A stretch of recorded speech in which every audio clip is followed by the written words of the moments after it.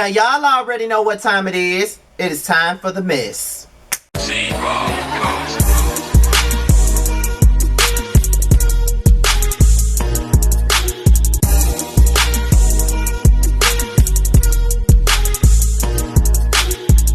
What's going on, y'all? What's going on? What's going on? This be your boy Scotty by Nature TV, and we're here for a brand new episode of Yes for the Mess, okay? And we are here to discuss a little bit of information about Porsha Williams during the season 10 of Real Housewives of Atlanta. This has been floating around for a couple of days now, and Terrence tagged me in this on Twitter, and somebody else sent this to me on Instagram, and plus All True T reported also posted it. So I said, you know what, why not do a video to kick off your week, kick off your Christmas week, so we can talk, gag, discuss all of this shit, okay?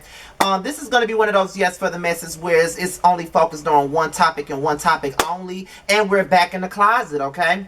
So let's get right on into it. So, as you guys already know, during season 9 of The Real Housewives of Atlanta, Porsha Williams was involved in a storyline that involved a lie that was told on Kandi, Burruss, and Todd Tucker about basically drugging and RAPE, you know, and all of that other stuff. She accused Kandi of trying to put something in her drink and take her home and take advantage of her. And it came out that Phaedra Parks was the culprit behind the rumors.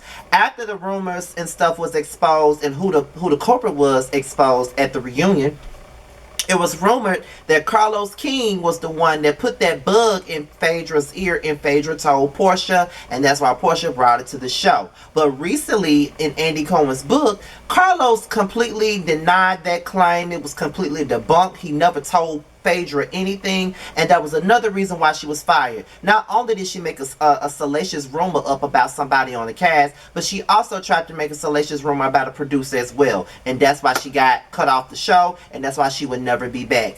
Unfortunately, her Team Phaedra fans are still holding on to this whole thing of Carlos King was the one who told her. He didn't tell her anything. She made that up to save herself, and it still didn't work, and that's what happened. So recently, a former producer of The Real Housewives of Atlanta came out and spoke about how he and Porsha came up with a plan to have a good edit during season 10 when they was in San Francisco, okay? I'm finna pick up my phone, go to All True T, and read it. Shout out to Mo from All True T if you're watching. I got this from you, girl, okay?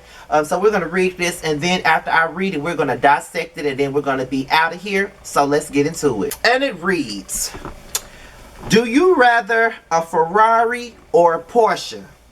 I worked with the finest women throughout my career, and my career has been blessed with eye candy. God is good. I remember I produced a scene while being a producer on The Real Housewives of Atlanta. I secretly produced a scene with Porsha during season 10 and didn't tell the executive producers. They were trying to play Porsha on the San Francisco trip with Kandi, and I went into Porsha's room and told her how we were going to play production since they were playing her and setting her up to look bad. I wrote a play that would stop her and Kandi from beefing. I had Porsha unexpectedly apologize to Kandi during the Kenya fake wedding, and it threw the entire storyline off because Kandi accepted her apology and they got cordial on the trip. And the executive producers had no idea that I set it up with Porsha. I was tired of them making her cry, rating rats. Porsha and I held their secret and laughed at their asses to this day about that. Then she walked away from the show before they destroyed her, and that's sweet redemption. I love to see them show these people they can move on in life. A lot of them women will continue to let them destroy their relationships and images because they need the check. After giving a company so much of your life to the public, you would think they respect you. After all these years, not. You are just talent to these people in rating. Now, that was pretty much the gist of it. Now, we're going to play some audio from that particular fake-ass apology that Porsha gave Kandi, and I never believed that damn apology. So let's get into the audio. Okay. I know that, you're not really feeling me like that right now, but I did want to stop and take a moment and just say I apologize again. I know it's a situation where you were hurt, and I want to accept any wrong play whatsoever. I just personally just want to be able to have a good time with me and my crew. Yeah. leave it at that. I'm good with that. I'm gonna give you your space and have a good night. All right. All right? Cool. I'm so glad you're happy, Kenya. Kandi feels like I wronged her. The part I played in the breakdown of our friendship and the big ordeal with Phaedra, I want to take accountability. I want to make sure you understand that I apologize and I'm sorry for everything and every part that I played. And that was the audio from the fake ass apology that Porsha gave Kandi Burruss, okay? Now here's what I gotta say about the ordeal. I've always known that that was fake. I always known that she really didn't mean that apology, and I always felt like she didn't really mean that apology. And it just kills me how people still be going up for this girl and still be believing everything that comes out of her mouth. The fact that this, and it just goes to show you that there are production puppets and there are production favorites, and Porsha is one of them. So you're telling me that you didn't want Porsha to take accountability for what she did because you were tired of her crying? So because you were tired of her crying, you decided to take her by her limbs and say, okay, we're gonna concoct a fake ass apology because I'm tired of seeing these girls hold you accountable for what the fuck you did to somebody that was supposed to be your friend. That's some bullshit to me. That's some bullshit to me. And the fact that he said that him and Porsha laughed their asses off at them because they pulled that shit off, that's really ridiculous. Like, I find it to be very sad that this girl constantly does fuck shit to people and then she's able to get away with it, and then the moment that you speak up about it, then you know, the moment you give your opinion on it, then everybody's on a Porsha hate train. Everybody hates Porsha. All of this stuff about Porsha. Y'all can't stand Porsha. Y'all be hating on Porsha. It ain't about nobody hating on the girl. It's just that I don't have any tolerance for the bullshit. I just don't. And I just don't like fake shit. Like, I always felt like she really wasn't truly sorry about what she did. Because even at the reunion, when Kandi was opening up about how she really felt about the situation and how she felt about struggling to get past it, she called her a victim. I'm victim Kandi. I'm not going to apologize anymore. And it's the fact that people were mad at Kandi because she was the one that was hurt by the situation. Like, I don't get people. I don't get people at all. And I just think that it's crazy. Until this day, I would never understand how anybody could think that that shit was ever okay. You're not going to sit up here and lie on me and think that I'm going to forgive you for it right away. That's never going to happen over here. You can call me a grudge holder. You can say whatever the hell you want to say about me. But at the end of the day, that's just not how it's going to work for me. But I think that Kandi accepted that damn apology to stay in the good graces of the fans and for production. Because that's why I always say, I cannot be on no reality show.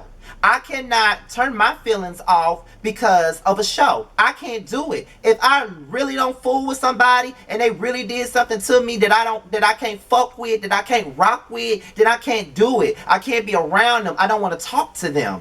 Because that's just how real life is. Like, you guys be looking at these reality shows and y'all say that it's all entertainment. For me, when I'm looking at this shit, I'm looking at it from a real life lens. That's how I'm looking at it. Y'all be liking these women like Mia, these lying assholes like Mia and Phaedra and Porsha, and then when somebody say something about them, oh, it's all entertainment. It is entertainment. This is supposed to be entertainment too, and I'm just giving you my opinion. I can't rock with someone like Porsha. She can spread all types of salacious things about you and do whatever she wants to do, and everybody still claps for it. Y'all still clap for it. It's the same thing with Drea. Drea was the victim for the first 3 seasons of Basketball Wives LA. But then she turns around on season 4. She turns around and give that same energy to another girl who just came on the show. She turns around and do the same thing to Megan. Trying to bully her the same way Laura and Gloria and them tried to bully her 3 seasons prior to that. And then she sat up there and told her own best friend that her cancer story was boring. Like, what type of shit is that? And everybody was going up for it. This is the thing. This fan favorite stuff, it bothers me. I don't like the fan favorite stuff. And I'm going to tell you why I don't like it. Because when you're a fan favorite, you can do whatever the fuck you want to do. And the one time a person called you to the carpet, then they don't like that person. Like, period. Porsha is a fan favorite, right? So when somebody comes on the show and she does something to them, and when they retaliate, not saying that she's done that, but let's just give an example. If Porsha was still on the show, and let's say Sonya Richards came on the show, and then Porsha may have shaded her, may have said something out of pocket about her, and then Sonya came back and responded and cussed her the fuck out. Guess who the fans gonna be mad at? Sonya. Even though Porsha was out of pocket, completely wrong for what she did and what she said, they mad at the other person for retaliating. It's the same thing with the Kandi and Porsha thing. Y'all mad with Kandi because Kandi mad at her for saying that she tried to do something to her. Like, what type of stuff is that? And the fact that you got a producer that sit up there and talking about he was tired of her crying, tired of them making her cry, and they was trying to play her. Was you a producer when she sat up there and said that stuff on national TV about Kandi trying to drug her and stuff like that? Were you a part of that team too? Because I'm trying to understand.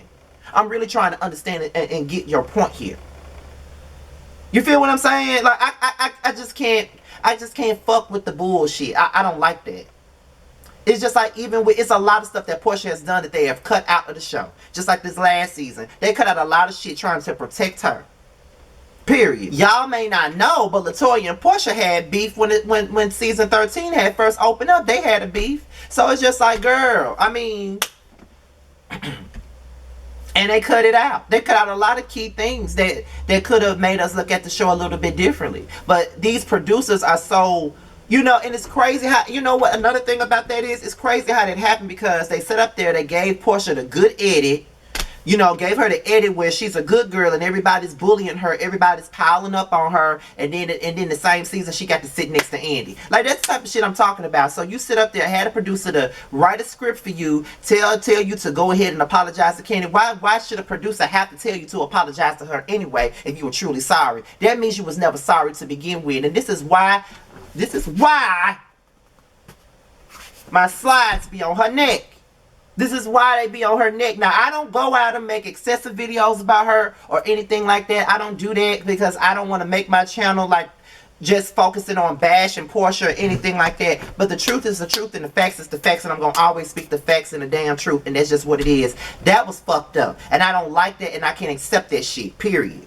You know what I'm saying? Like, that's just how I feel. That's why when people be telling me, oh, join one of them chasing shows or to come up. Bullshit. I'm not joining that shit. I can't do it. I can't do it. I can't do it. I can't do it. Because can't nobody tell me how I'm supposed to move with anybody. Straight up. Can't no fan base make me change my mind or nothing. Because if I don't rock with you, I don't rock with you. That's why I never understand how Kandi can sit up there and be cool with Porsha. I could not see that.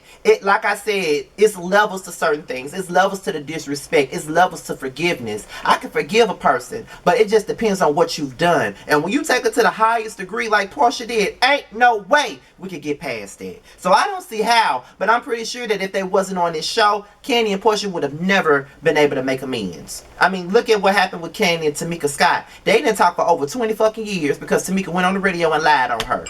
So you really believe that she could do that?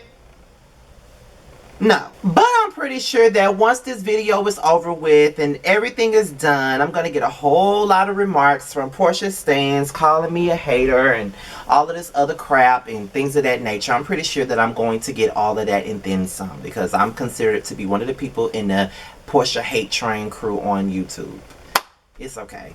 I know y'all can't take me speaking the truth, but it is what it is. But with that being said, y'all, this be your boy Scotty. Be sure to like, rate, comment, and subscribe.